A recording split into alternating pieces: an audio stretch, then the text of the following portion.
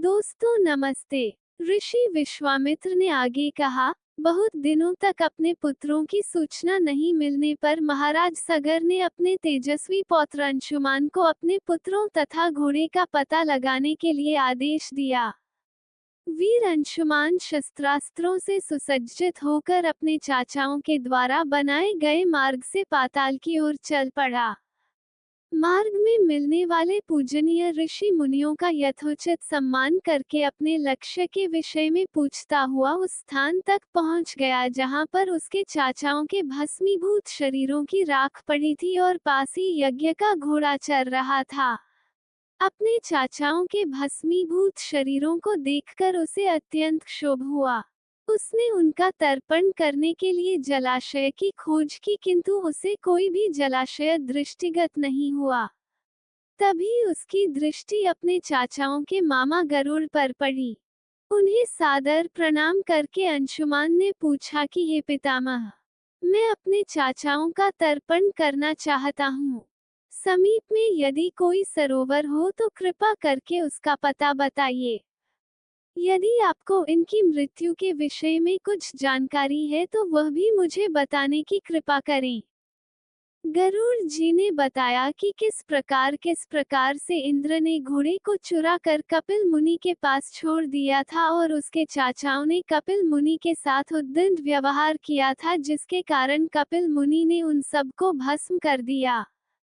इसके पश्चात गरुड़ जी ने अंशुमान से कहा कि ये सब अलौकिक शक्ति वाले दिव्य पुरुष के द्वारा भस्म किए गए हैं, अतः लौकिक जल से तर्पण करने से इनका उद्धार नहीं होगा। केवल हिमालय की ज्येष्ठ पुत्री गंगा के जल से ही तर्पण करने पर इनका उद्धार संभव है।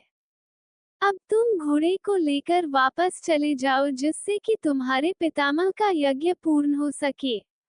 गरुड़ जी की आज्ञानुसार अंशुमान वापस अयोध्या पहुंचे और अपने पितामह को सारा वृतांत सुनाया। महाराज सगर ने दुखी मन से यज्ञ पूरा किया।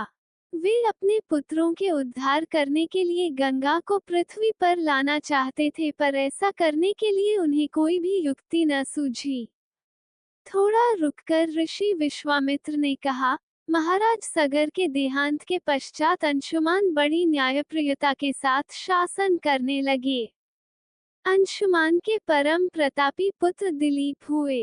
दिलीप के वयस्क हो जाने पर अंशुमान दिलीप को राज्य का भार सौंपकर हिमालय की कंदराओं में जाकर गंगा को प्रसन्न करने के लिए तपस्या करने लगे, किंतु उन्हें सफलता नहीं प्राप्त हो पाई और वे स्वर्ग सिधार गए।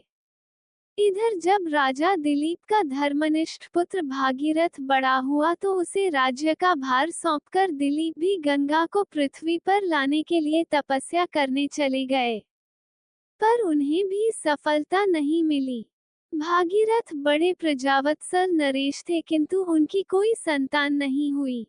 इस पर वे अपने राज्य का भार मंत्रियों को सौंपकर स्वयं गंगावतरण के लिए गोकर्ण नामक तीर्थ पर जाकर कठोर तपस्या करने लगे।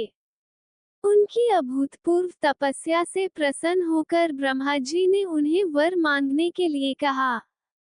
भागीरथ ने ब्रह्मा जी से कहा कि हे प्रभु, यदि आप मुझ पर प्रसन्न हैं तो मुझे यह वर दीजिए कि सगर के पुत्रों को मेरे प्रयत्नों से गंगा का जल प्राप्त हो, जिससे कि उनका उद्धार हो सके। इसके अतिरिक्त मुझे संतान प्राप्ति का भी वर दीजिए ताकि इक्ष्वाकु वंश नष्ट न हो। ब्रह्मा जी ने कहा कि संतान का तेरा मनोरथ शीघ्र ही पूर्ण होगा, किंतु तुम्हारे मांगे गए प्रथम वरदान को देने में कठिनाई यह है कि जब गंगा जी वेग के साथ पृथ्वी पर अवतरित होंगी तो उनके वेग को पृथ्वी संभाल नहीं सकेगी। गंगा जी के वेग को संभालने की क्षमता महादेव जी के अतिरिक्त किसी में भी नहीं है। इसके लिए तुम्हें महादेव जी को प्रसन्न करना होगा। इतना कहकर ब्रह्मा जी अपने लोक को चले गए। भागीरथ ने साहस नहीं छोड़ा। वे 1 वर्ष तक पैर के अंगूठे के सहारे खड़े होकर महादेव जी की तपस्या करते रहे। केवल वायु के अतिरिक्त उन्होंने किसी अन्य वस्तु का भक्षण नहीं किया। अंत में इस महान भक्ति से प्रसन्न होकर महादेव जी ने भागीरथ को दर्शन देकर कहा कि हे भक्त श्रेष्ठ, हम तेरी मनोकामना पूरी करने के लिए गंगा जी को अपने मस्तक पर धारण करेंगे। इसकी सूचना पाकर विवश होकर गंगा जी को सुरलोक का परित्याग करना पड़ा। उस समय वे सुरलोक से कहीं जाना नहीं चाहती थी, इसलिए वे यह विचार करके कि मैं अपने प्रचंड वेग से शिव जी को बहाकर पाताल लोक ले जाऊंगी, वे भयानक वेग से शिव जी के सिर पर अवतरित हुई। गंगा का यह अहंकार महादेव जी से छुपा न रहा। महादेव जी ने गंगा की वेगवती धाराओं को अपने जटाजूट में उलझा लिया।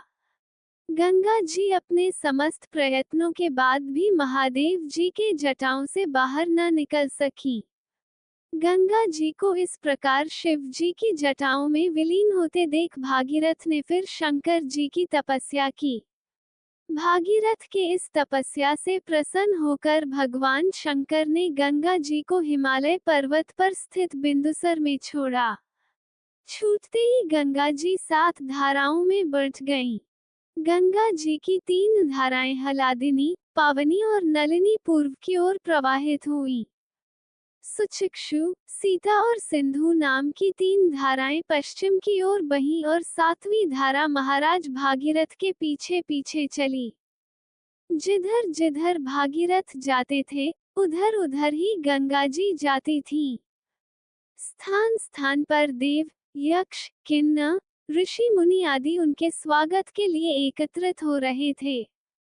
जो भी उस जल का स्पर्श करता था, भव बाधाओं से मुक्त हो जाता था। चलते चलते गंगा जी उस स्थान पर पहुंची जहां ऋषि जहनु यज्ञ कर रहे थे। गंगा जी अपने वेग से उनके यज्ञशाला को संपूर्ण सामग्री के साथ बहाकर ले जाने लगी। इससे ऋषि को बहुत क्रोध आया और उन्होंने क्रुद्ध होकर गंगा का सारा जल पी लिया। ये देखकर समस्त ऋषि मुनियों को बड़ा विस्मय हुआ और वे गंगा जी को मुक्त करने के लिए उनकी स्तुति करने लगे। उनकी स्तुति से प्रसन्न होकर जहनु ऋषि ने गंगा जी को अपने कानों से निकाल दिया और उन्हें अपनी पुत्री के रूप में स्वीकार कर लिया। तब से गंगा जाह्नवी कहलाने लगी। इसके पश्चात वे भागीरथ के पीछे चलते चलते समुद्र तक पहुंच गईं और वहां से सगर के पुत्रों का उद्धार करने के लिए रसातल में चली गईं।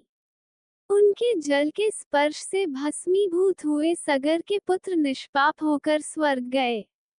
उस दिन से गंगा के 3 नाम हुए, त्रिपथगा, जाह्नवी और भागीरथी।